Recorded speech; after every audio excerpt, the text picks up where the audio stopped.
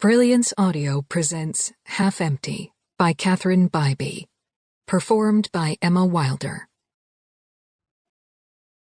Trina Petrov sat on the edge of one of the many canals in Venezia, Italy, drinking an Aperol spritz and listening to the conversations going on around her while not taking part in a single one.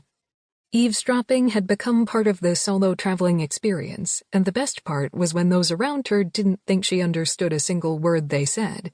With 3 languages fluently under her personal belt and a 4th quickly becoming a part of her skill set, Trina had returned to this particular cafe because the locals had told her that tourists didn't frequent it.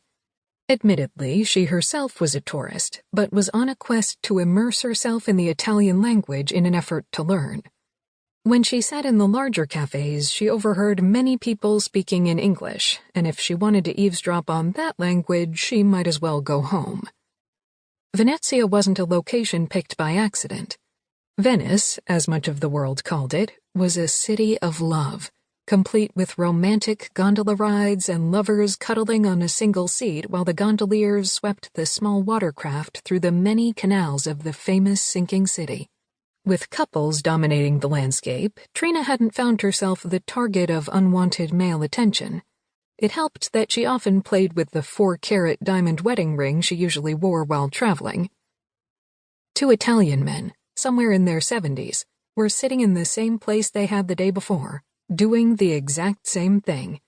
With a bottle of wine on the table and a chess game sitting between them, they took painstaking time calculating each move while together they solved the world's problems. The lower the volume of fluid the bottle held, the more convinced they became that they had all the answers to the troubles of today. Trina kept her head ducked into an e-reader, pretending to have lost herself in a story. "Ben, you're here again." Luciano, the owner of the small restaurant, spoke to her in English. His accent was pure Italian. "I haven't perfected your language," she responded in Italian. "It sounds good to me," he said.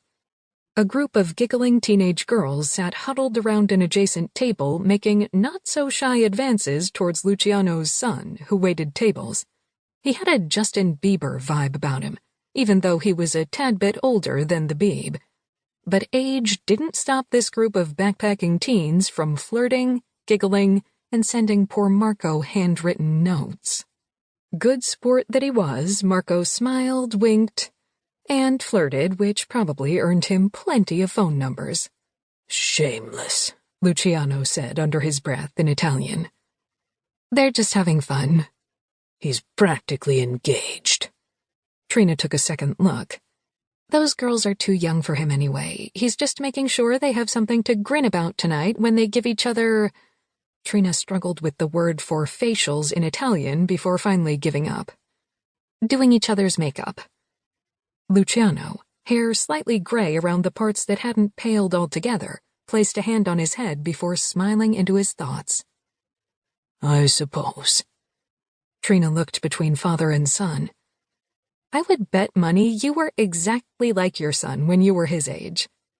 Luciano's mirth turned to a light shade of wicked, and Trina knew she was right. "See?" Luciano didn't try to deny her claim. "The boy takes after his father." "If he is half the cook you are, he will make the future missus very happy." Luciano's smile waned. "Adriana is perfect for my Marco." They both held silent as Marco smiled and walked by. "So why the frown?"